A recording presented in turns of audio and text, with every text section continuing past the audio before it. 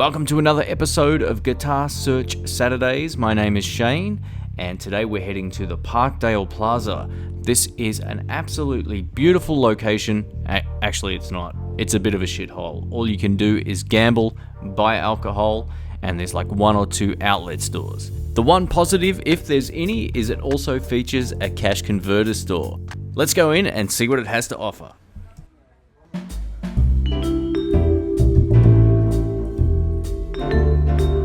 So if you've seen episode 1, when I went to the first cash converter shop, you might remember it had a $69 black Strat copy.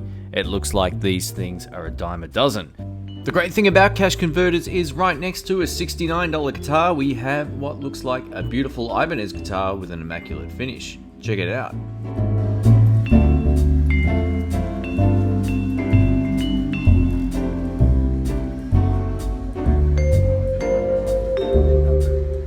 This particular shop always seems to carry a huge amount of pointy sub $200 electric guitars. Today, of course, being no exception.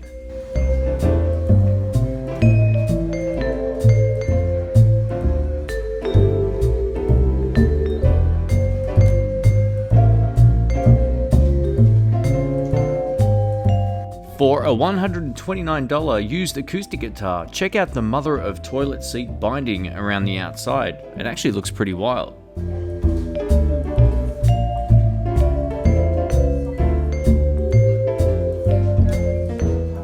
This is already the third SX guitar I've seen since I've walked in. If you go into a cash converters, these are an absolute staple in every shop. You might be wondering to yourself, are these any good? The answer is no.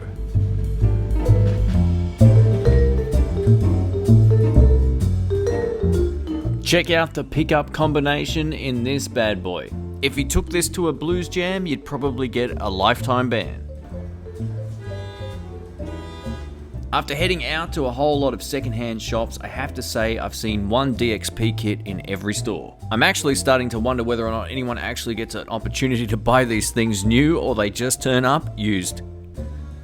We can see some more guitars on the wall over there, but I thought we'd take a look at some of these amps. This Black Star caught my eye with its 900 controls. Another thing you'll see a lot of in secondhand stores are 4x12 cabinets. This particular one's a Randall, so it's not too bad.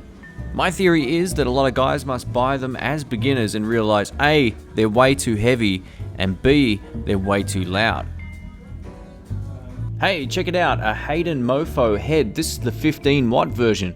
I really wanted to like these amps when they came out, and I remember trying them through a few different speaker cabs and just found them a little bit lackluster. What also makes this one even less appealing is the price. It's actually at a higher price than what they were worth brand new. Here's an Ashton Amp head on top of another 4x... Wait, what? Another PV Bandit. Oh yeah, and this one is actually on wheels. This is exactly the same as the one that I saw in the other shop, except the speaker actually has the sticker on it on the back, which is pretty cool.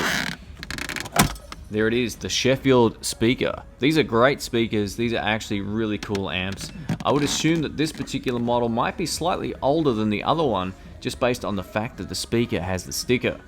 They're over ambitious with the price. They put a price on it as $299. I picked up the first one that I found for $165. So in Australia, that's a really good deal. This one at $299, it'll be sitting there for a while. Speaking of things that'll be sitting there a while, take a look at all these cabs at the back. They'll be there for another 5 years. No one will buy these. I've been coming to this shop on and off the last 4 years, and I'm 100% positive this has been there for that long. No one's going to buy a speaker cabinet without the grill. Good luck with that. Check it out, we have yet another Dxp Drum Kit. Awesome. And just when I was starting to think all hope was lost, I'm looking at these crappy Samick guitars. I pan down, and what do I see? The ultimate in tone. Check out this beast at only $119. You can hear me laughing out loud just then as well. I can't believe they put that type of price on an amp like that. I was thinking maybe more like $9.95.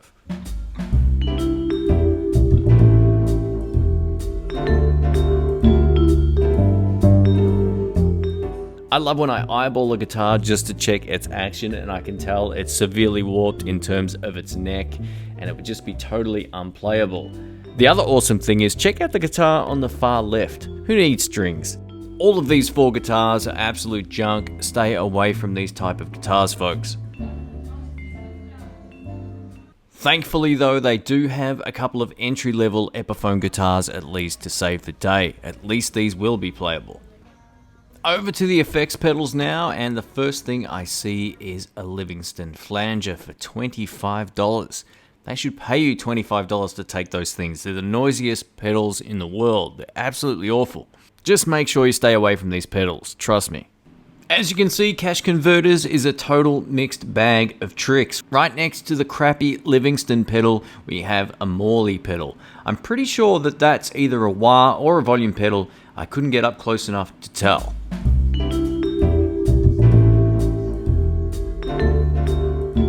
There's also a Strauss wah pedal that I just captured in frame on the right. Now, if the Strauss pedals are as reliable as their new amplifiers, stay clear.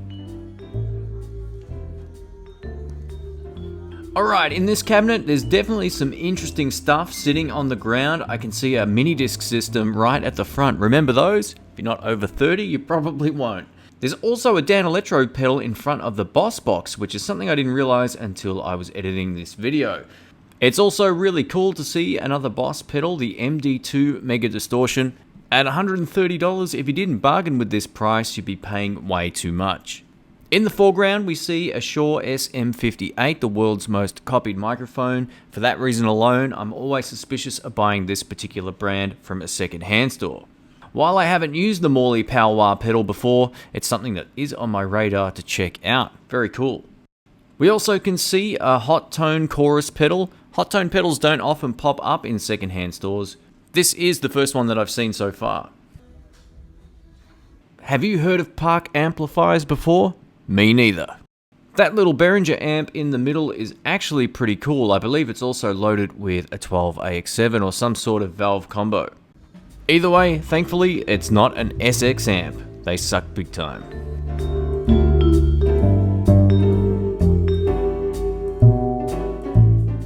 Hey, a couple of court basses. Cool. Take a look at what's going on in this picture. Check out the Flying V with the crazy graphics.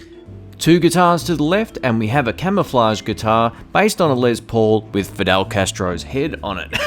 Below that, we also have a bass with no headstock. Cool. They know this pedal sucks, that's why they left it out of the cabinet. They're hoping someone will actually steal it.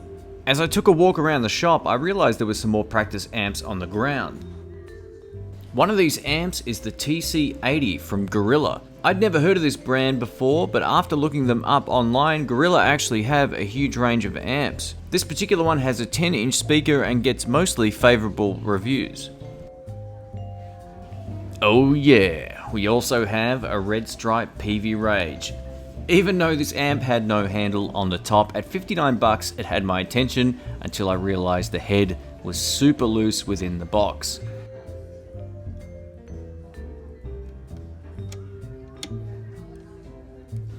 Yeah, not a chance. I thought it was worth investigating the Gorilla amp a little bit more. I thought, I wonder what speaker's in the back of this thing. Check it out. I reckon you can really tell a great amplifier by the quality of its speaker. Visually, the speaker looks fantastic. I may actually go back and give this one a bit of a play test. I'm interested just to see how it sounds. Supposedly, they don't have a great clean channel, but the dirty channel is supposed to be pretty wild. On the way out, I happened to notice a really cool bass amp. This is a Trace Elliot Commando amplifier. While these are only 100 watt bass amps, the cool thing about Trace Elliot amps is they have their own particular flavor of sound, very unique to them, and they also pack a punch. This is actually a really good deal for an amp made in the UK. Amp of the day was definitely this. What an absolute gem for 119 bucks. That'll definitely be there for a while. Thanks again for watching, folks. My name's Shane. I hope to see you again next week for another episode of Guitar Search Saturdays. Feel free to leave any comments you may have about your experiences shopping at a second-hand store such as this.